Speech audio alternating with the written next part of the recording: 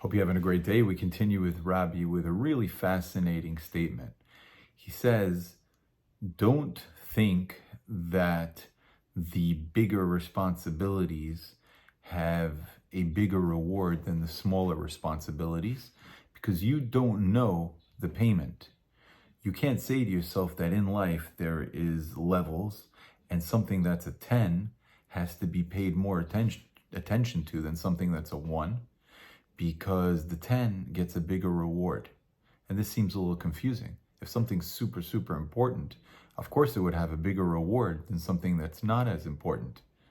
Unless they're both just as important, just it's a test. And the fact that it's a smaller thing shows God that when you focus on it and work with it, you're showing how much your importance, that everything that he does, that he wants, we focus on 100%.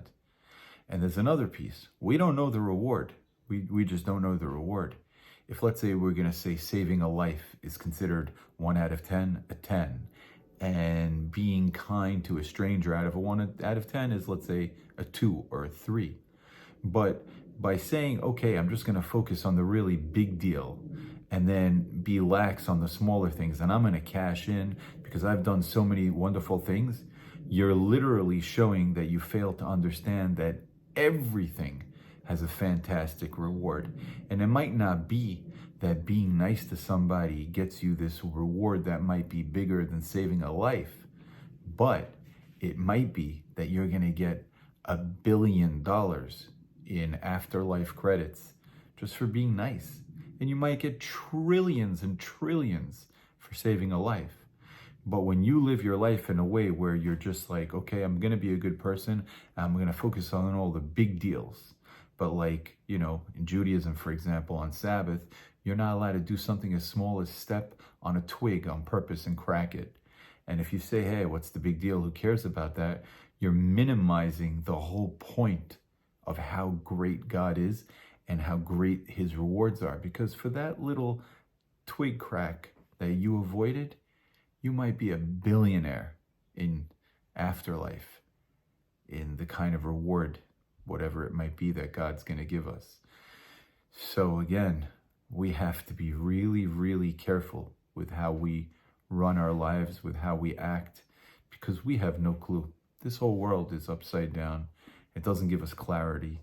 We have a world we live in, a system, a society where small things are overlooked, big things are made a big deal.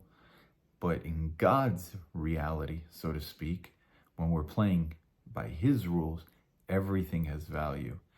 And it just shows a real true respect to God and how magnificent he is. Magnificent is a limited word. We can't even use that. We can't use any words to describe God. We can only try. So when you put your whole heart into the smallest of things, just passing someone a tissue when you see they sneeze, I'm just trying to think of this, just the smallest things, just smiling at someone, you're showing that you get how incredible God is and how endless his bounty and his rewards are.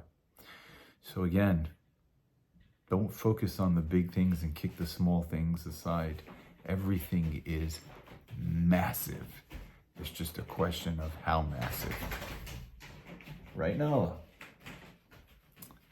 Anyways, have a great one. Looking forward to seeing you guys again next time. And yep, I think Nala, my dog, I think even she agrees. You got to be nice. You got to be kind. You got to be worshiping your Creator. And you have to do your best. God bless you.